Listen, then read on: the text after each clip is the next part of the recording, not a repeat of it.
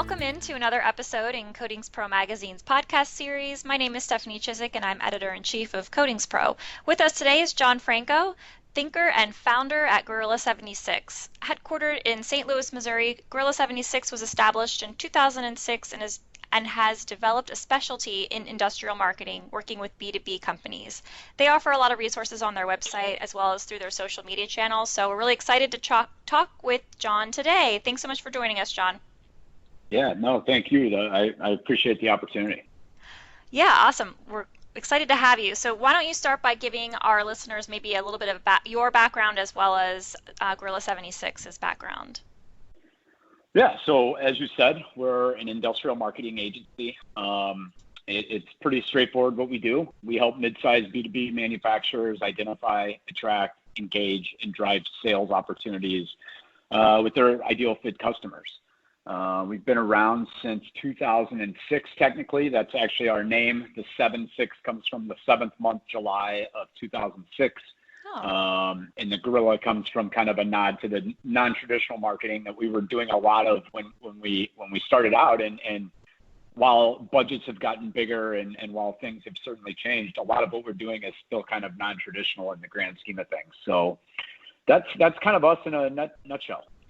You know, you just made me think, and I'm sorry to put you on the spot, but I'm sure you can answer this. No, yeah. What is the difference for our readers, or listeners rather, between B2B and B2C? I think that it's terms that are thrown around a lot. Not everyone might know the answer to that. Sure. So B2C, business to consumer, that's the stuff that we all, whether we work for a business or whatever we do in life, is what we are kind of on the receiving end in everyday life. So when we're turning on the Super Bowl and we see Ford has the new Broncos coming out and they're going to run some spots, that's B2C. It's Nike. It's the liquor brands that are, whenever they're trying to get you to buy a certain type of 6-pack of beer. In terms of B2B, that's business to business. And some of those B2C brands are still doing B2B, but a lot of the manufacturing companies, the industrial painting companies, the construction companies, that's obviously B2B. It's a business selling to another business. And there's a lot of similarities, to be honest. At the end of the day, it's always other people that are making the purchase. So I think the brands that do B2B well are the ones that are still tying into emotion and a lot of the things that the B2C world is doing. It's just a lot of times the B2B space, you're in different channels. You're probably not running that Super Bowl ad. You're trying to do a lot of thought leadership, a lot of things that position you as the expert, a lot of written content, a lot of things that are truly helping your buyer versus trying to sell something to them, if that makes sense.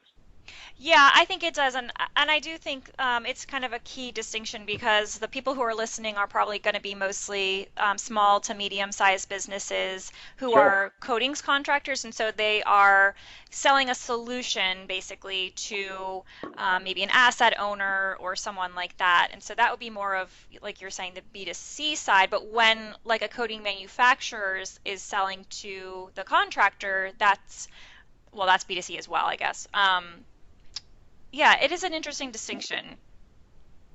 Well, and honestly, we've worked a decent amount in the painting space, and there's a ton of B2B going on there. It's the city of St. Louis is looking for bids for, and this might be a bad example using like a government entity, but anyway, they're looking for bids to paint a bridge, right? And so they're gonna, that's where it's important for an industrial painting company to be on the radar and to kind of already have these discussions going and to have positioned themselves as the expert in this field. And where we see a lot of companies getting it wrong, it's a lot of companies saying like, look how great, look at us, we're great, we're really good at what we do, and you should work with us.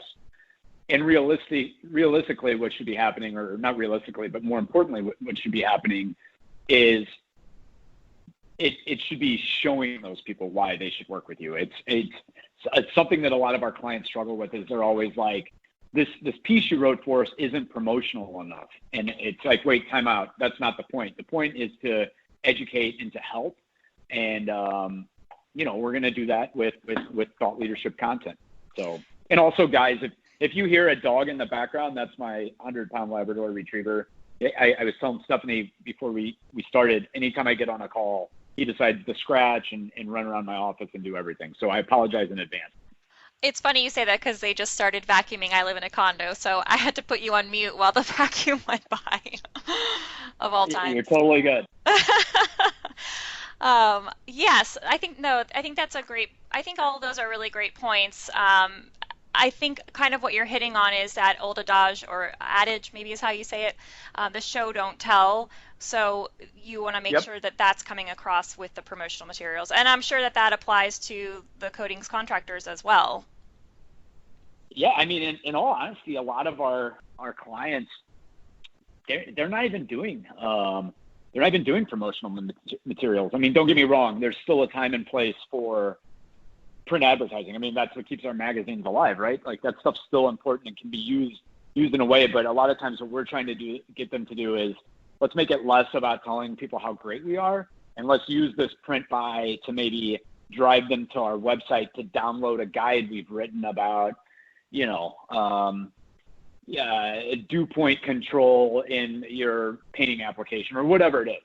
Mm-hmm. That's kind of how we're starting to use some of the old, more traditional channels. Yeah, and I think that, we try to at least when we're talking about it internally on our B2B side, it's kind of like, there are a lot of different ways to market. So like you just said, of course, print advertisements, but then you could also do things in social media and there's all different, outlets nowadays. So they're all different tools. They're not all the solution for one problem, I guess. So is that maybe one right? Of the... And it's Oh, go ahead. Sorry. Yeah, I mean, well, this podcast, right? I mean, this is a great channel, and it's, I love the outdoors. I love to fish and I love to hunt, but I always kind of use the phrase of like the idea of fishing where the fish are, right? Like you want to be where your audience is, and where you can reach the most efficiently and effectively reach that audience. So yeah, are they watching the Super Bowl? Absolutely, they're going to be watching the Super Bowl, but so are a huge amount of other people. The costs are off the chart, and that's probably not the smartest way to go after, a potential client. Whereas,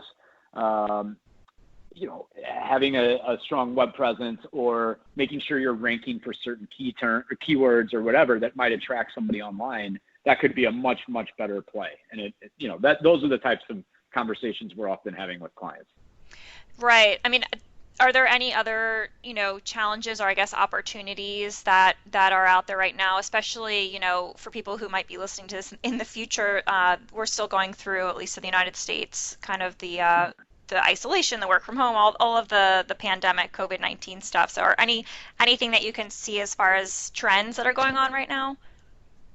I mean, I think more than anything, what we're seeing now is, and I know I can almost, I probably disgruntle some people whenever I say this, but it's like the people who have not invested in their web strategy, they're sticking out right now. I mean, trade shows aren't existing right now. Yes, there are virtual trade shows and there are ways around it, but the people who don't have that 24-hour, I was listening to a podcast yesterday and it was a great analogy that your website's like a 24-hour, 7 days a week trade show booth, right? And the people who are coming to it, they're not walking by and like you're trying to talk to them and they don't really want to talk to you. Like they're seeking you out. They're coming to your website. So like the people who didn't have that in place are probably hurting right now. And, I think that's probably where if I'm a company, granted I'm biased, I work in this space, but that's probably where I'm looking to spend money and to be innovative. And I think there are things like, we have a client that works in the dairy industry and we're doing a podcast for those guys. And it's been incredibly popular. All these farmers are listening to it. It's been shocking how well it's doing. And I think those are the things where it's like, all right, just because we're in this space doesn't mean that we can't be creative or innovative or use some different channels. So anyway, sorry, I'm rambling a bit, but I think there's a ton going on right now. Yeah, and I think that's honest. I think that's a great point because, it's the people, it's maybe the more traditional industries where doing something innovative could make you stand out so much more. Like talk about bang for your buck, where with your example of the dairy industry, doing something innovative there could Yep. probably really make you stand out from the crowd in your quote unquote virtual booth. Totally, totally. And I mean, again, it's just becoming that thought leader, becoming that person that is the voice of the podcast industry in your space. I mean, I think that's just such a smart play. Yeah. And I think it's also worth kind of bringing up, you and I are obviously going to be a little bit biased when it comes to this question or answer, maybe is the better way of saying it. But, you know, I hear time and time again how important it is to continue marketing. So even when there's a downturn in the economy, that investing in the marketing of your company is just so important. Can you maybe speak a little bit to that and maybe some 100, like how to do that, I guess? yeah, well, 100%. I mean, the whole purpose of marketing is to make your company more money.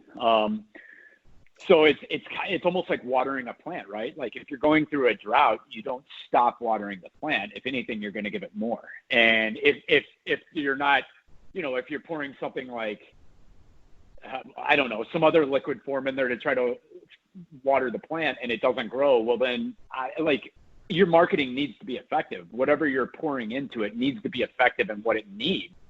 But, I think that's where it's like, all right, let's really step back and look at the spend that we're making and what is our return.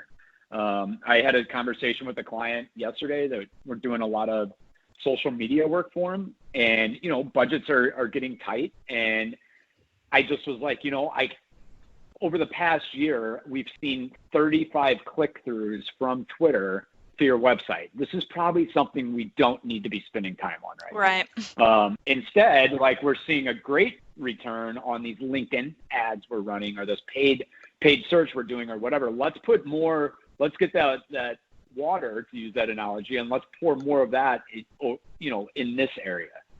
So, that's the companies that are doing it right are looking at analytics for the first time in history. Well, I mean, for the past 5 years or whatever, we have access to know what is working and what's not working. It's no longer a guessing game. It's no longer like something from Nielsen ratings telling us how a TV spot's doing.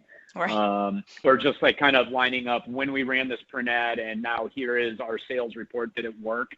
Now it's like real tangible data that is it's insane. I mean, what we can gather now. Right, and it helps you to your earlier point of kind of knowing where to put that money, or in the analogy, which all plants need water, which one needs water more maybe right now, or Right. what.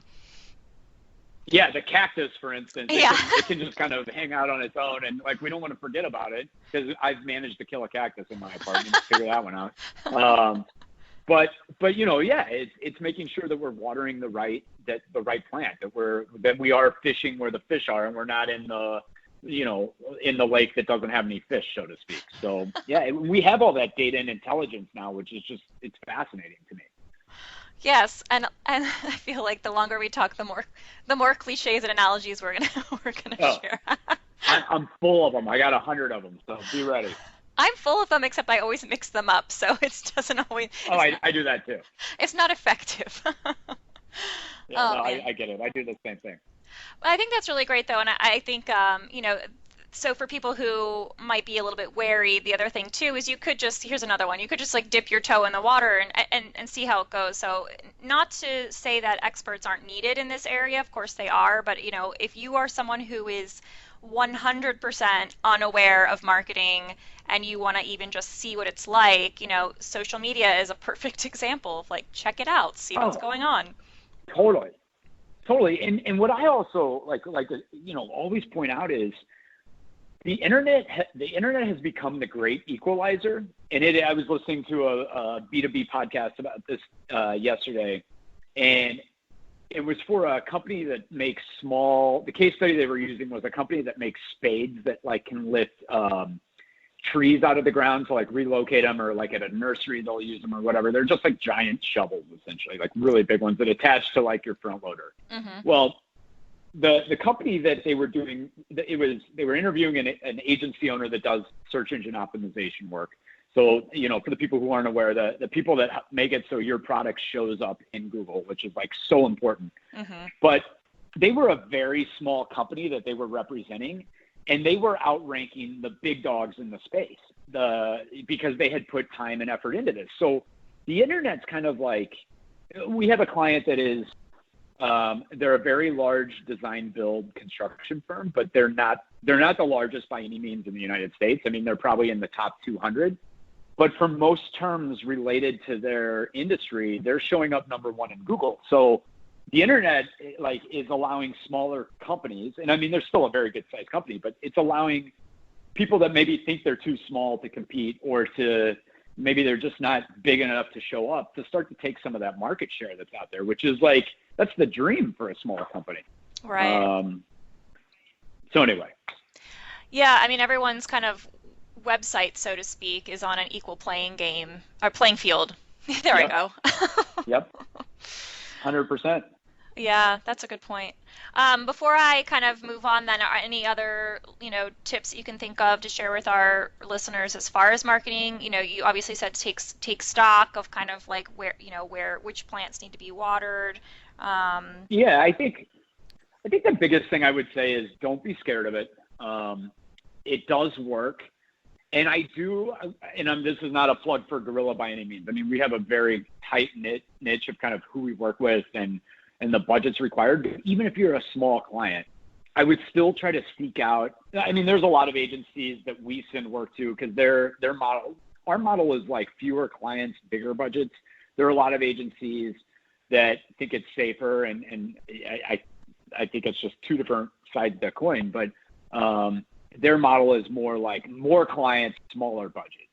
And so where I'm going with that is I think even if I would learn about it on my own, but then I think I would hire an expert to do the work. And a monthly budget, I mean, our clients are typically working anywhere from $7.5 to $12.5K per month. I mean, it really depends. But that's a decent sized budget. I mean, that's a spend that a lot of companies just can't do. I mean, we ourselves probably couldn't spend that on ourselves for marketing if we couldn't do it ourselves. Mm-hmm. But there are plenty of opportunities. If you have $1,000 a month or $2,500 a month or something like that, I mean, there are opportunities. There are agencies that will absolutely work with you, and they're gonna save you a lot of the missteps in the long run. And that would be my advice. Yes, learn about it, but don't be afraid to, unless you're just on a really small budget, don't be afraid to still hire someone to help you out with it. Right, either short or long term probably. Absolutely. Yeah. Okay, awesome. For people just tuning in right now, if they weren't able to listen to the beginning, I'm Stephanie Chizik, Editor-in-Chief of Coatings Pro, and we are chatting with Jon Franko, who is a founder at Gorilla 76. So I just wanted to kind of ask you one additional question, Jon. This is a completely different page of the book, I guess. One of the things that really interests me in you guys, I mean, I've worked with you all in the past before with some of your clients, which you've always been really helpful on, but I noticed on your social media platforms that you have made, and you specifically, and as well as the company, I would think, have made a concerted effort to work in the area of diversity and inclusion. And so I just thought, maybe from your standpoint as a business owner, do you have any tips from your experiences that our listeners might be able to learn from? Yeah, I think the biggest tip is that what I finally embraced after 37 years of being on this planet is, and I still fail at this often, but I think I've embraced it in this area, is you have two ears and one mouth for a reason. And the idea of just listening to others was a huge kind of part, at least for me, to understand why the diversity and inclusion work is important. I admittedly grew up as a white male in the middle of the United States, and while I did not grow up wealthy or rich or anything like that, I also lived a very easy life for the most part. And I think starting to listen to the stories of others and realize that there were lots of other people that maybe didn't have the same opportunities I had, or that there are systems in place in this country that unintentional or intentional or whatever it is, that just kind of keep certain groups of people back. that really started to resonate with me. And I know it was very important to my employees as well. And I think it was something that was always in the back of my mind. And I had an employee just straight up ask me, like, Jon, why do we not have any African Americans that work here? And I couldn't answer the question, and it was certainly never intentional, but I think a lot of our hiring practices, I had never made it intentional to think, well, what are the historically Black colleges, universities that I could reach out to post jobs? Like, I'm only posting them at the schools that I think of. Well, there's a whole group of people and numerous different groups of people, not just the African American community, but Hispanic community.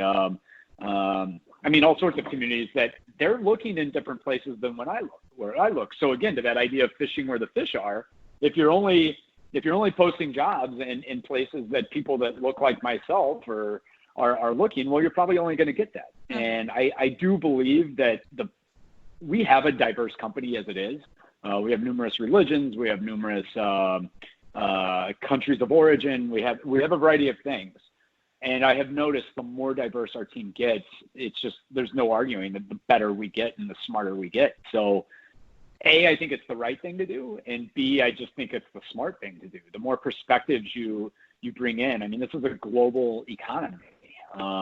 We're competing and working with clients. Yeah, most of them, they're all based in the United States, but a lot of them sell products all over the world. So I think it's important to have a variety of perspectives. And again, I just think it's the right thing to do. I think it's all of our duties that if we have been given to, like, I'll butcher this one, but to who much is given, much is expected, or whatever it is. I believe that. And it's like, I think it's our job to try to improve things while we're here. And this was an area where I saw that we could maybe make a difference. That's great. I mean, I think it's like you said, it's so important, not only just from a human standpoint, but also from a business standpoint, to diversify and get all of the new thoughts and ideas. And it's just really, I was just so impressed with you kind of putting it all out there. Well, thanks.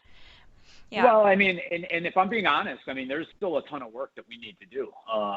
We have the plan and we've recognized it, and we've hired a consultant to come in, and she kind of handles diversity and inclusion at a university level. It's somebody I met through a leadership program I went through, and we hired her to help us come in and kind of consult us on this process. But, I think very simply what people can do, like, we're a small company. So even if we did add a person of color to our team, or we made a hire that's only one person, and don't get me wrong, I think that's still great, and that's still movement in the right direction. But maybe areas where we can make a bigger impact is, who are we spending money with? What are our vendors like? What do they look like? Are they valuing diversity? I also think we do a lot of volunteering at Gorilla. We do four half days a year where we take the team and we volunteer somewhere. Well, are there organizations that, maybe the reason, and this is something we've learned, is St. Louis is historically Black college university. From what I understand, this year graduated one African-American marketing major. So the chances that person is going to apply and work at Gorilla out of the entire world of, like, where they could be working is slim. But what that does tell me is, like, maybe kids aren't learning at a young age that they can use creativity or their business sense or whatever they're learning to go into marketing. There's an opportunity with the school down the street from us that is a city school to go in, and maybe our team teaches a class. Maybe we teach them about marketing at the age of, in fourth or fifth grade or sixth grade, to kind of introduce these things to a segment that maybe just doesn't know. So I think those are the ways. Like, it's not always all about, like, just writing a check or just hiring someone. Right. I think there are numerous ways that you can move the needle in the right direction. And they may be the more effective ways, to be honest. Right, and it's not lip service, to your point, I think. And I would argue too that it's not something that will ever be done. It's something that we constantly have to be paying attention to, because the needle could always move different ways. It's important. 100% agree. Yeah. I agree. Awesome. Well, thank you so much for, like I said, for sharing that. I just think it'd be really helpful for some of our listeners to kind of hear it firsthand from someone who has or is going through the experience of starting that process. So, um, if someone wants to reach out to you pertaining to that or the marketing Yeah. ideas or anything we talked about today, how can they find you? Yeah, and I would love for that. I mean, it's I'm learning about all this like by talking to other people, so I'm more than happy to bounce ideas or just chat or brainstorm with anyone. But um, my name is Jon Jon, so no H, and then Franko Franko. I always joke that like any certificate or anything I've had in my life, I always have an H in my name and a CO, but it's a no H in John and it's KO and Franko. But yeah, people can email me at Jon at gorilla76.com, and that's gorilla like the animal, so GORILLA 76.com. Can call me at 314-332-1020, or I'm on all the social channels. It's just at Jon Franko. So I'd love to connect. Happy to chat, and trust me, I'm learning as I go here too, and I think those two-way conversations are very important. Yes, I think we're all constantly learning, hopefully, I should say. And I want to plug your podcast too. I forgot to mention that earlier. You guys have a podcast as well that it's hosted by Joe Sullivan, and that's, I think, you Yep. can find on your website, right? Yep, it's on our website. If you go to gorilla76.com, it's a little hidden right now. Well, actually, it's not. It's just in a weird place in the navigation, but we're kind of reworking all that right now.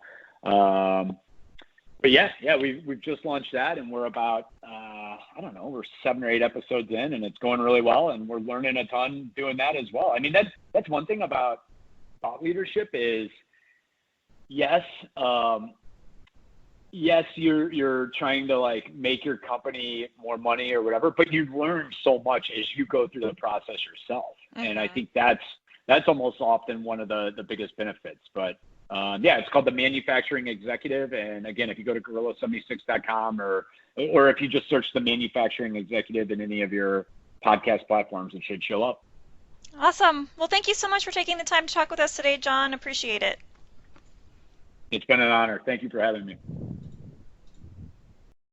Thanks again to Jon Franko, thinker and founder at Gorilla 76. I have worked with his crew, as I mentioned, in the past, and they definitely know what they're doing. So it's great to be able to chat with him to share some of his tips and tricks with you guys. Hopefully, you'll be able to use some of those at your contracting companies.